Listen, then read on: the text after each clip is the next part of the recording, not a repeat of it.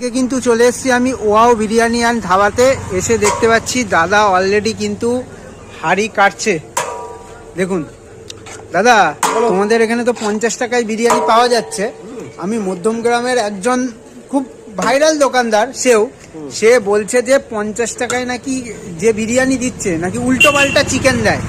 সেটা নিয়ে কি বলবা তুমি? সে কিন্তু বিরিয়ানি 60 টাকায় বিক্রি করে, কিন্তু 10 টাকার জন্য নাকি উল্টো পাল্টা চিকেন দেয়। এটা নিয়ে কি বলবে তুমি? মানুষ এমন আছে যারা পরের বদনাম করে নিজের সুনামটা সবার সামনে করতে চায়, কিন্তু আদৌ কোনো লাভের লাভ না। আমি কাস্টমার হোক যে কোনো ব্যক্তি হোক, যে খেয়ে বলবে যে জিনিসটা কি আমার অথেন্টিক না এটা ভুল আছে।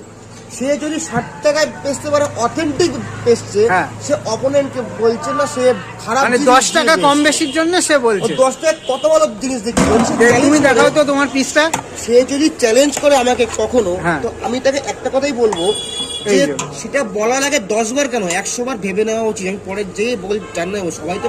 আর তোমাদের তো আরেকটা দোকান আছে, সেখানেও যে কোয়ালিটির চিকেন যায়, এখানে পিসটা ছোট করে, এটাই হচ্ছে তফাৎ। তো দেখুন 60 টাকায় 70 টাকা তো বেশি বড় পিস দেওয়া যায় না, না পিসটা ছোট। এবং আমাদের আরেকটা যে দোকান আছে, ওখানে যে আমাদের যে কোয়ালিটি আছে, ওটা তো একটা প্রিমিয়াম সেগমেন্টের কোয়ালিটি, ওখানে দামটা একটু বেশি, সাইজটাও বড়। ওটা 200 প্লাসের পিস থাকে।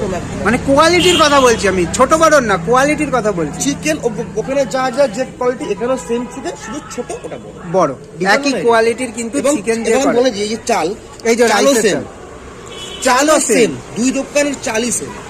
মানে দামটা হয় তোমাদের বেশি কম হচ্ছে চিকেনের সাইজ বড় কমের জন্য, সাইজের উপর।